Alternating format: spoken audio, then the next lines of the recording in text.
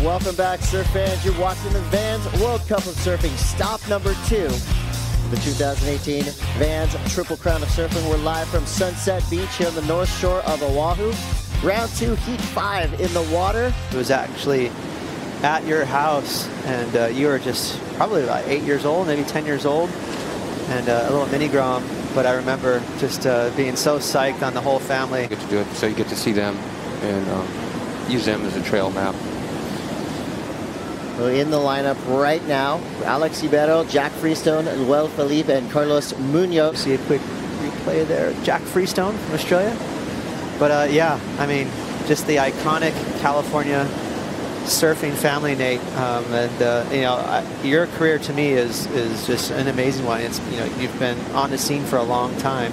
Action sports. So I guess I'm getting rewarded because if you just do it for long enough, they'll accept you. Yeah, the reward is hanging out here with us for 30 minutes. Yeah. And then there's other people like, say, Ribeiro has a ton of experience. Carlos Munoz always surfs well here at Sunset. And L.Felipe is kind of that ultimate QS grinder who you always expect consistency and solid scores from. And here he is right now, L.Felipe, representing Brazil. Comes around this big section, straight up into the lip, beautiful carve, backs it up with a snap to finish. And that was really kind of a textbook way to complete a wave at Sunset Beach. Surfer skaters that are known for not, you know, being shy and kind of going big.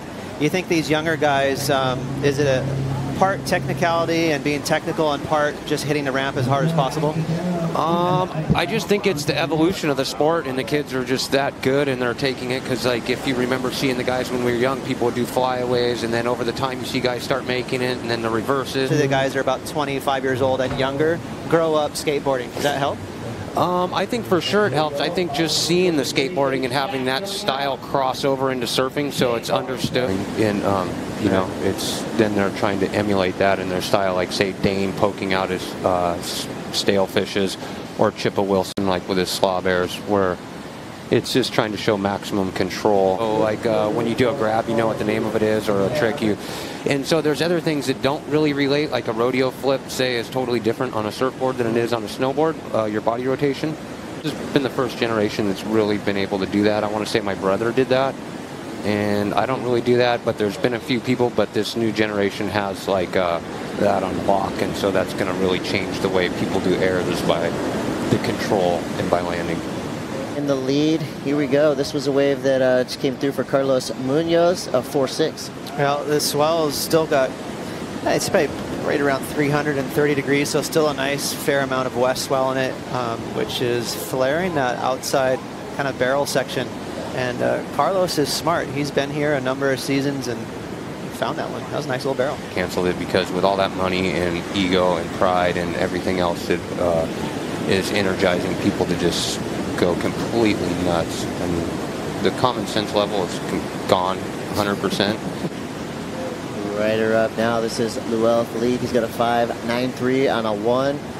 Luel, surfer out of Brazil, feels very at home in waves like Sunset Beach and Haleiwa. Last he went back and then just found stuff, and then I saw it once it was kind of cut, and then because I don't think I could really go through all that. So what he came up with was it was amazing, actually. It was, I just totally forget when you do all these things. You don't really think about, oh, I did this or that. It's just, you're just living your life. It pulls up a timeline of your life. You're like, oh, wow, that was weird. Oh, that was cool. Or just, that was gnarly. Can't wait. Heavy Water is going to be coming out early 2019. You see on screen right there, beautiful conditions. The swell is hanging in there for us. About midway through the morning here, 5:57 on the clock. Carlos Munoz still in the lead, relatively quiet over the last 5 or so minutes. Reef Hazelwood, this is a guy that's doing 15-foot airs and also charging at Sunset Beach on his back end. You have to be well-rounded if you want to stand a chance on the qualifying series and potentially make that push up onto the championship tour. See a late takeoff here. This is L.Felipe. Manages to maintain control, but finds himself in a bad spot. Takes the guillotine of Sunset Beach. I remember your dad launching his jet ski off the waves at Pipe back in the early 80s, and then of course your brother did some huge airs and you followed suit. You know, talk about North Shore and airs. I want to say it's one of the greater places in the world for doing airs.